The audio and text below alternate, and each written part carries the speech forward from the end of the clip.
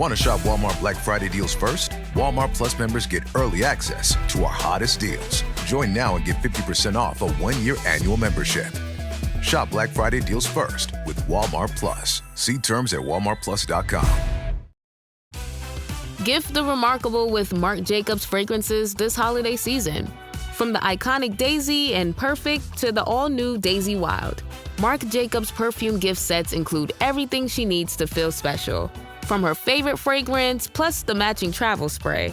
Holiday gifts don't get much more perfect than this. So if you're looking for a gift inspiration these holidays, gift the remarkable with Marc Jacobs. For over 50 years, Burlington's legacy has been great deals on coats for all weather conditions. So before you're caught unprepared for the winter weather, head to Burlington for name brands, quality items, and surprising fits for every family member. Stock up on coats, sweaters, and accessories before the cold hits, so you can finally stop avoiding the elements and start living comfortably. Warm up at your nearest Burlington location less than 1 mile away. Burlington. Deals, brands, wow.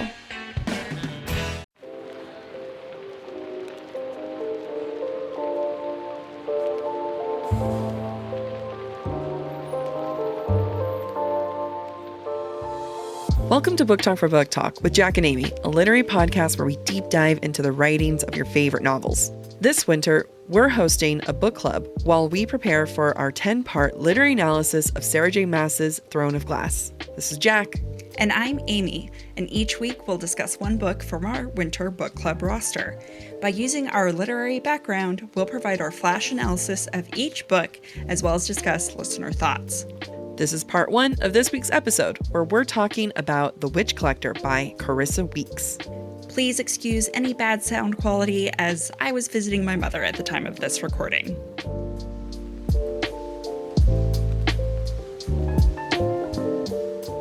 Wow, here we are. Here we are. Winter book club, feeling like I've never recorded a podcast a day in my life. Yeah, why does it feel like we've been on a really long hiatus? And we definitely have not been. Like we're recording tomorrow for Earth and Blood still. No, Sky and Breath. Sky and Breath tomorrow, yeah. And we recorded last week. But it does feel like a long hiatus because in many ways we haven't done a book club since summer. Book club. It's true. And it's kind of exciting to get some fresh blood, as they say. Yeah. I'm a vampire bat.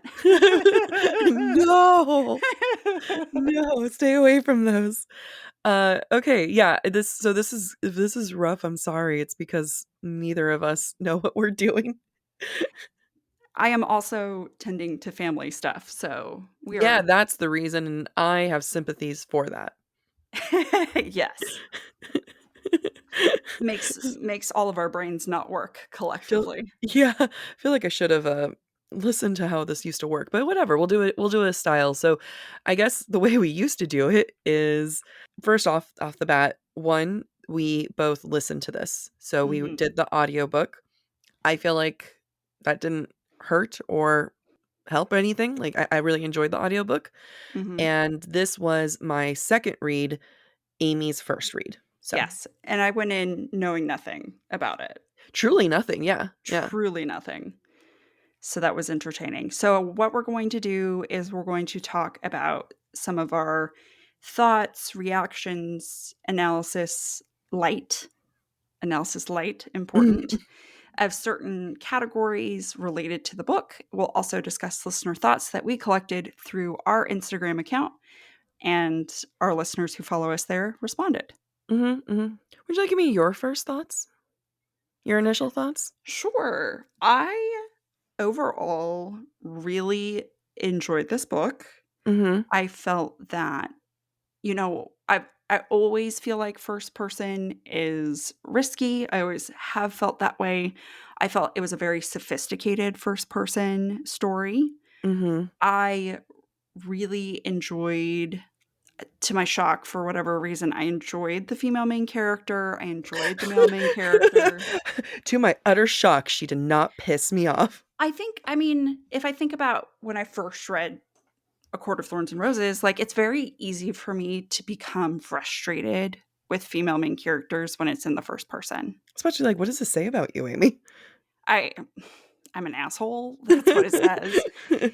So, and I really, really appreciate that this female main character has a quote unquote disability, what we would in our world classify as a disability.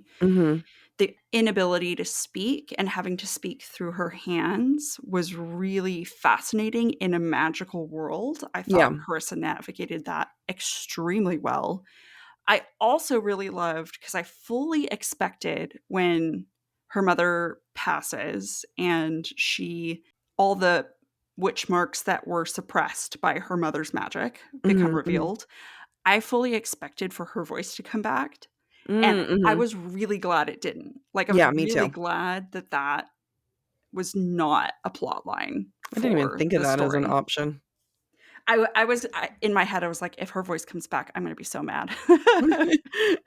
Well, great news. She's still mute. So I will say though, neither of us have read the rest of the series. So, Mhm. that can come at any given point, you know? You Yeah. never know. But I agree. I do like that she was mute. I do like that she had to communicate through sign language. Some Mhm. of our listeners and their positive feedback was that specific case, was the fact that she had to communicate through sign language. Mhm. I also felt like it had such a unique perspective on what it means to be silenced, Mhm. Mhm. because even though she couldn't speak, there were some characters that specifically silenced her. Mhm. That one being the first boyfriend. I can't remember his name. Finn. Finn. I was gonna call him Dane. I'm like, Is it Finn or Flynn? I think it's Finn. Flynn. One of I those. I was like, it's either Finn from Star Wars or Flynn Rider from Yeah. Rapunzel. I can't remember which. Yeah. But like there was moments where, she talked about how he would hold her hands in Mhm. order to say something, and not let Mhm. her speak. And there was and at one point she was worried that the witch collector would do the same thing to her. And it was an aspect that I thought that was like, oh, that would be cool to like do like a full analysis on. And I don't know how many other times that became a topic, cuz like even the evil king guy, like he had her hands bound, but like, who wouldn't of an Right. enemy? So, Right. but it wasn't necessarily like a whole like hardcore silence, cuz even then he would have her sister communicate to her. Mhm. So, the author Carissa really made a point that we're like, okay, first boyfriend, bad. Mhm. He silenced her. Yeah. I did not like him, and Yeah. I can already tell he's going to be a big factor in a future book, because Mhm. the last image you see is basically him bitter and angry. Yeah. Yeah, and and other times the fact that he used his power as an excuse to like Mhm. cozy on up to her, Mhm. you know? Mhm. Like that was, but Mhm. like at the same time she was like, "Yeah, but I knew what he was doing and it was hot." And we'd like, it's one of those like I think Krista did a really good job of capturing that like aspect of young love. Yeah. Yeah, I completely agree. And how you can still hold a flame for someone even if you know it's not going to work, Mhm. and how he holds on, she doesn't. I think there were a lot of very interesting dynamics that I really, really enjoyed. I think I could tell there was also a lot of setup for future books Yeah. that I'm excited to see what the outcome is, but I don't feel like it was a big, like, why didn't that get resolution in Mhm. the first book? Mhm. I mean, okay, so I'm like, where do we go? Because there's so many like strains that we can talk about, but let me pull up some positives, because I think that the structure of the book we can get into, but like let's just talk about some other positives first. Okay, so I do want to talk a little bit more about Reina. It's fascinating. None of our listeners had anything that like no one said anything mean about her, but no one said anything beyond her I have a uh I have beyond her sign. signing. Yeah. So I have a theory about this. Mhm. So this is not a positive or negative. Yep, yep. I feel like Carissa did what Stephanie Myers did for Bella. Mhm. Mhm. I could not pin down what she looked like Yeah. ever until she came to her sister. Carissa purposefully describes her sister as Yep. blonde and fair, and for Mhm. one moment describes Reyna as having darker skin than her sister, and Yeah. that one looks more like their mother, one looks more like their father. But that's basically it. Dark Like hair, tanner skin. yeah, and I genuinely did not know that until the end of the book. Yeah. She does more description of Alexis's black hair, long flowing black hair and his beard than of Reyna, and I felt like that was intentional and intentionally very much like Twilight. Yeah, and I think there are moments where, like, she doesn't have to sit there and be like, "My long raven hair, Mhm. the chestnuts, the tone of chestnut." No, like, you don't have Mhm. to do that, but she could have a moment of, like, looking at her hand and being like, "My normally tan skin crusted with dirt to make it look blah, blah, blah." You know what I mean? Or Yeah. just kinda like, 'cause they're filthy in the forest, they're dirty, and I think there's, like, moments where she can, like, I hung my hair fell forward limp and, the brown dirty and matted or something, you know what I mean? Yeah, I mean, she also has the benefit of dual POV. Why for Oh, yeah, I Alexis, forgot who about that. I mean, Reina does so much to describe Alexis for us. And Yeah. Alexis tells us how much he's paid attention to Reina for years. He And calls her yet little beauty. he calls her little beauty. But what? I don't know what she looks like. I forgot about that about the dual PO. You're right. There's moments. I mean, he totally could have 100%.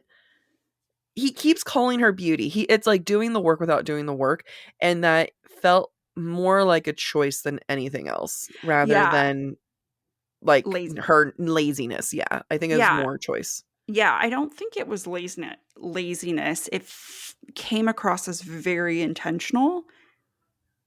I don't know what the intention is. I mean, it could be one of those like trick lineage things, like her Mhm. looks and what the tan skin. Like the fact that she doesn't mention that her sister's more fair than her until the very end, I Mhm. thought, and then her saying like she had darker skin, darker hair. Mhm. And Mhm. even though she does like, we look like our father and mother, it still felt like, I don't know, like this is gonna come into play later.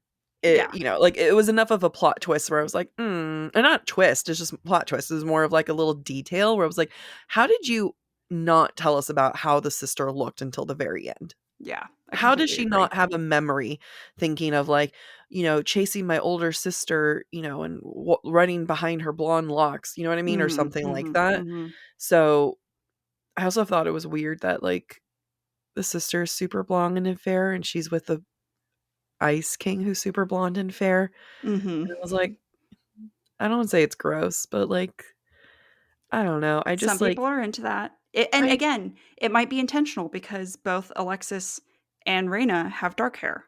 have you ever seen guys who have like really light blonde hair try to grow a beard? It's like Yeah. flesh colored. Yeah.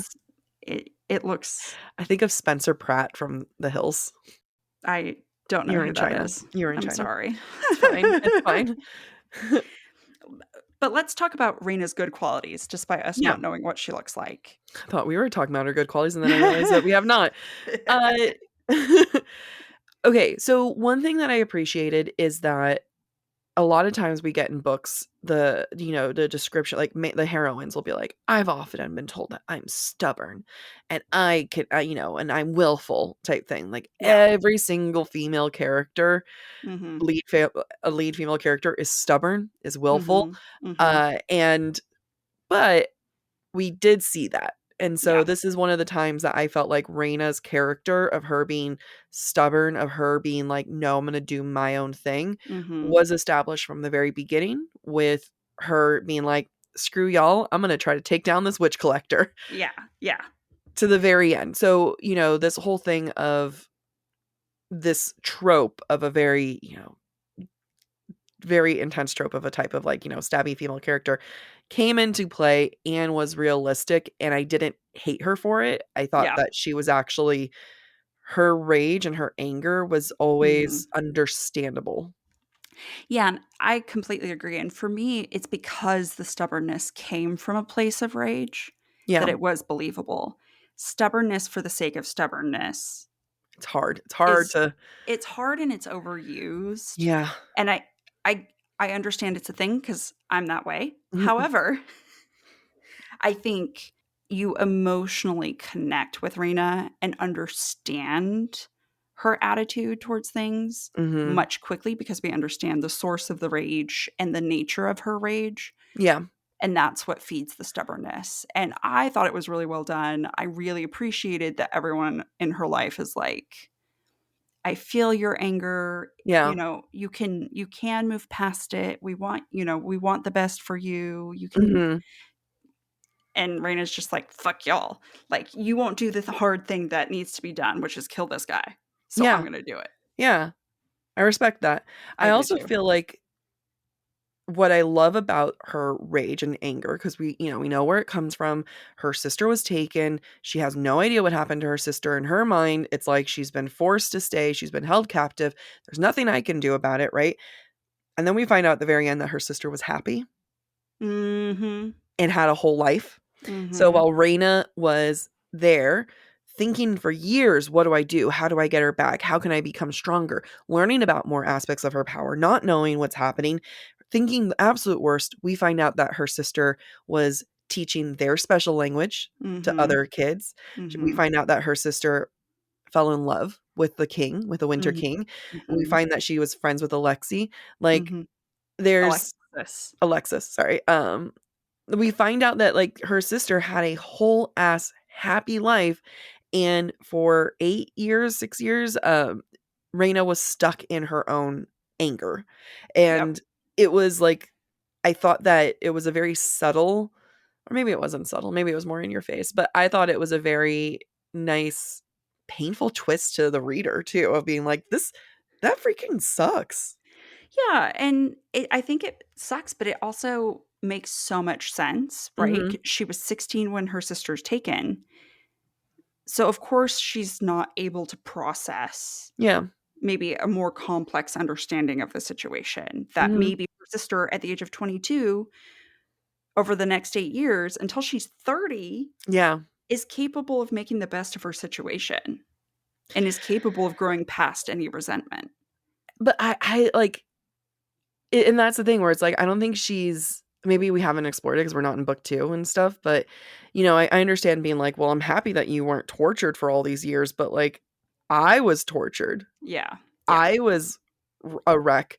Why wasn't there a little letter sent to me saying, hey, I'm good. Don't worry about me. Like, I mean, like, and I'm hoping that becomes like a bigger theme in the upcoming books, because I think that is, if I was Raina, I would definitely be on that high horse of like, I freaking wait. Like, I was like ready to like tear the world down for you. I have been in hell waiting for you, and you've been out having fun. You couldn't send one freaking letter. Is that not allowed? Right. I mean, Alexis came by every year. She could have given, and they were friends. Nephili could have given him a letter to hand off to Raina.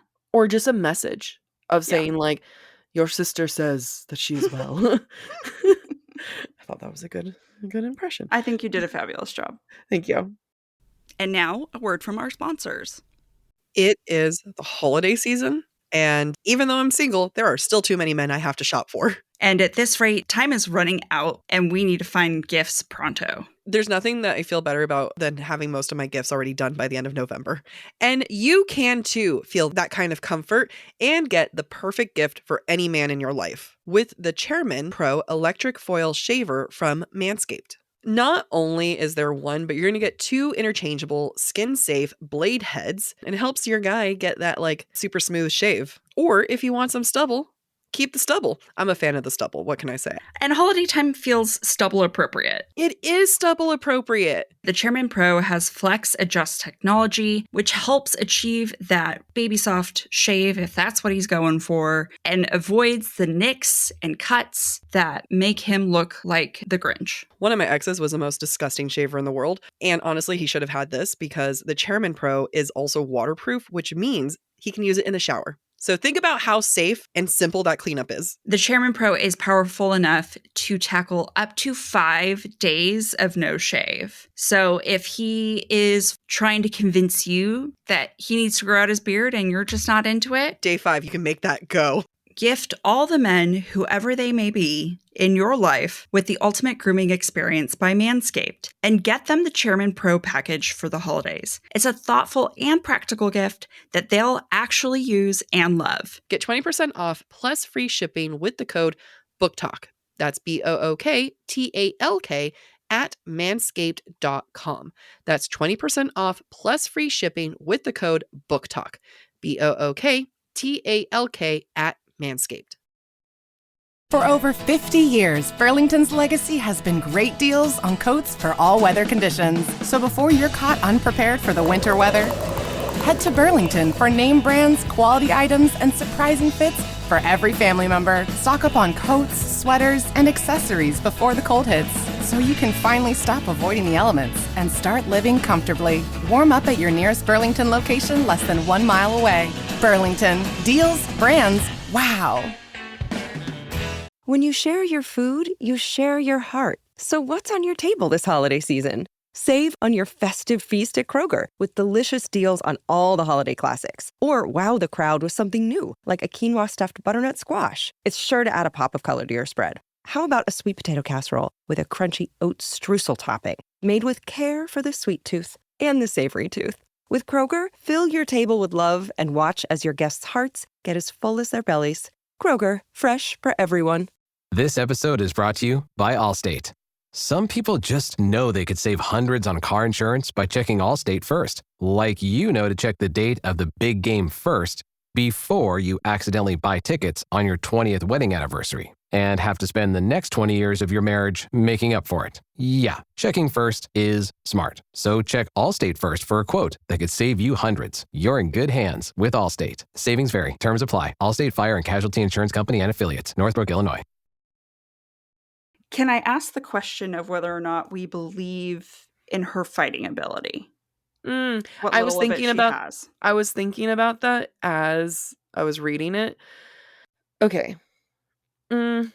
I think what I'm leaning a little bit more towards okay is that she was never described as a pure master of it.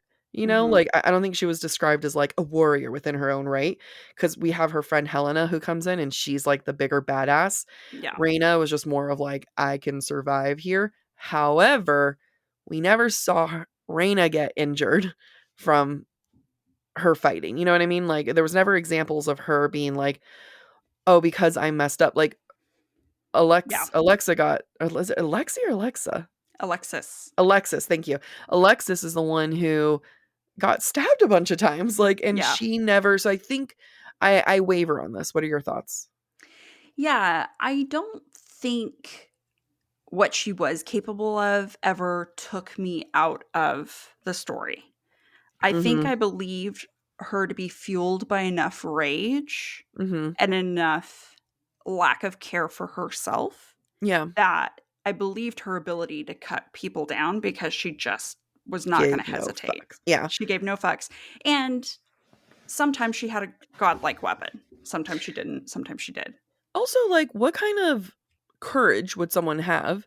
Because I think like half of battling as someone who's never been in a sword battle before, I feel like half of it is like confidence that you're gonna be fine, and she can save herself. Like she can heal her own wounds. Yeah. So how and that gives much her of an that? edge. Yeah, and how much of that is like a, well, what, you're gonna cut me? I'll take care of it. Yeah. So what? Yeah. Yeah. She does have one wound in her side at one point. That Because she was might have- dragged, or she fell through. It was in the cave. She was finding out all the information, and I think she like had fallen through. It was from a rock. It wasn't from a person. I don't think while I was reading, I was bothered by the fact that there's no major injury.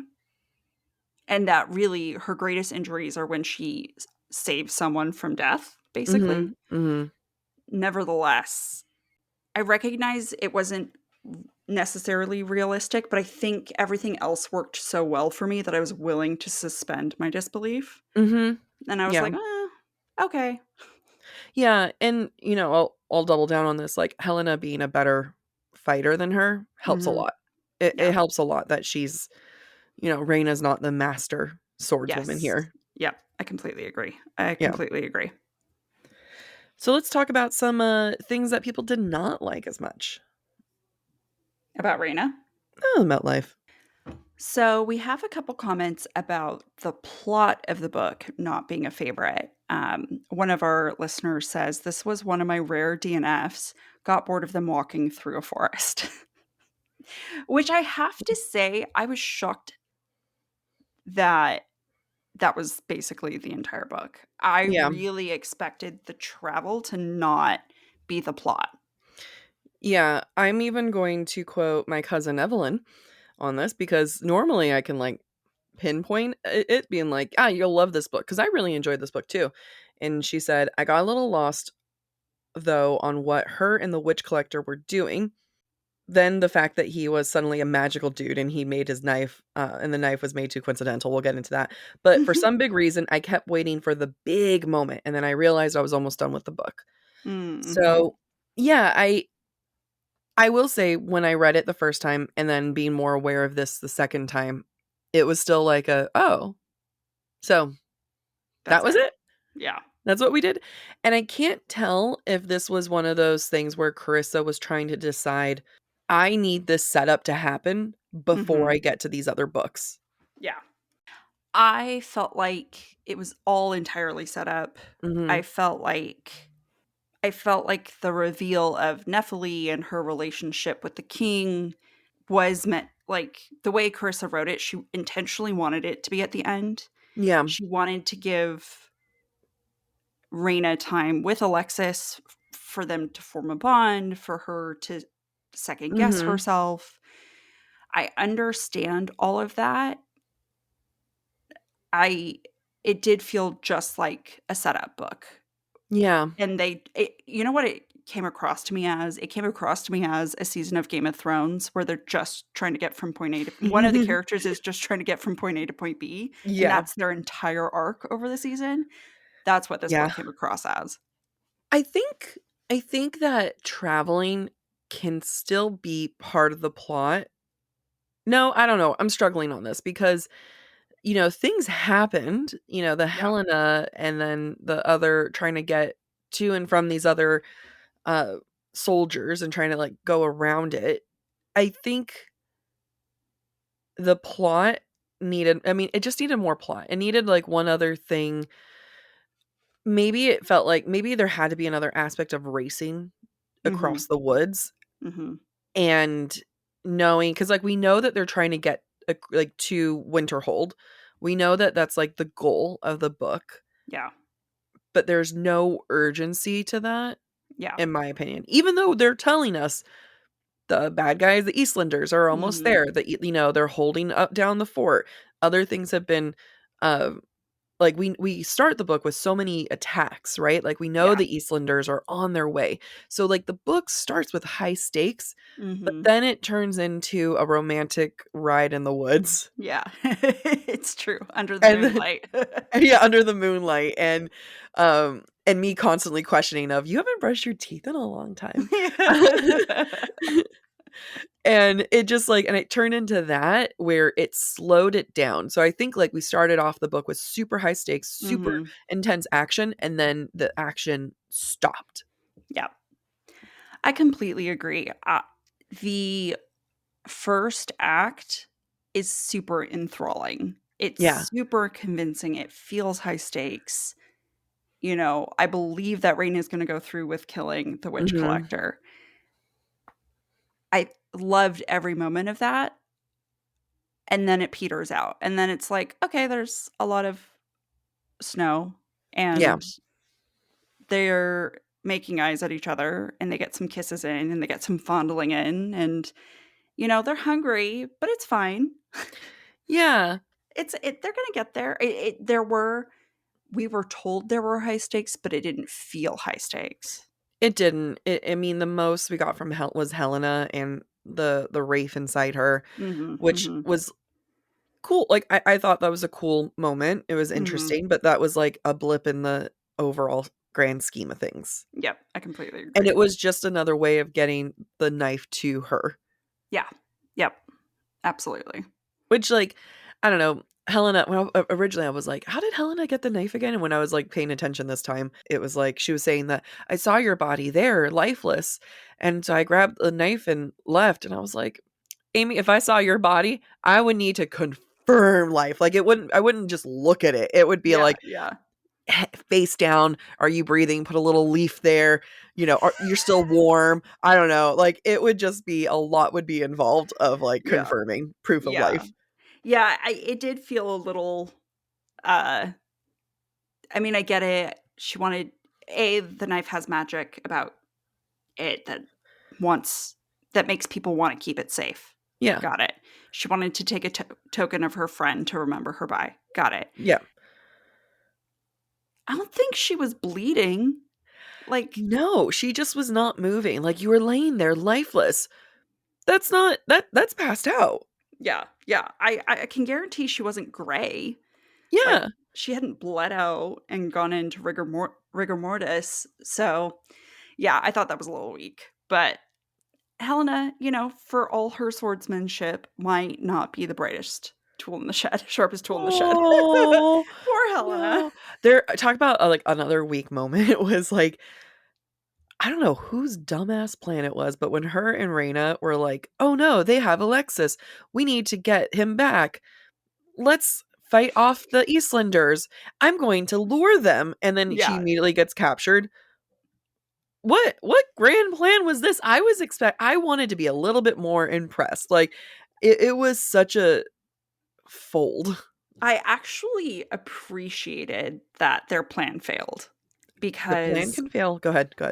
I just felt like it was realistic. It's not realistic to expect two 24-year-olds to outsmart a general.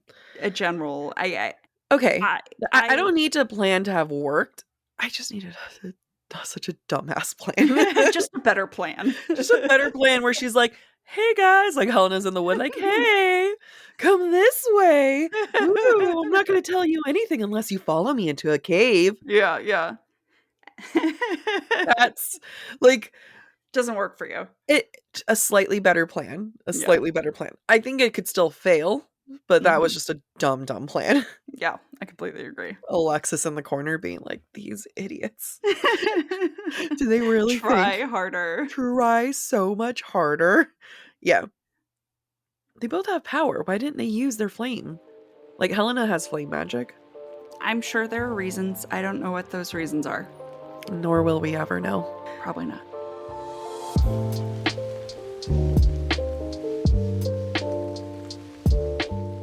Thank you for listening to part 1 of this week's episode of Book Talk for Book Talk with Jack and Amy. Stick around for part 2, which airs on Thursday. We encourage you to rate and subscribe to our show on your preferred podcast listening platform. We would love to hear your thoughts based on today's conversation. If you would like to submit your take on any of the books we plan to discuss later this winter, please be sure to follow us on Instagram, where we ask for listener submissions. If you're enjoying the podcast, please visit our website, booktalkforbooktalk.com, to view our latest merch and learn about supporting the show through Patreon or Venmo. You can also follow us on TikTok or Instagram at the handle booktalkforbooktalk. Bye.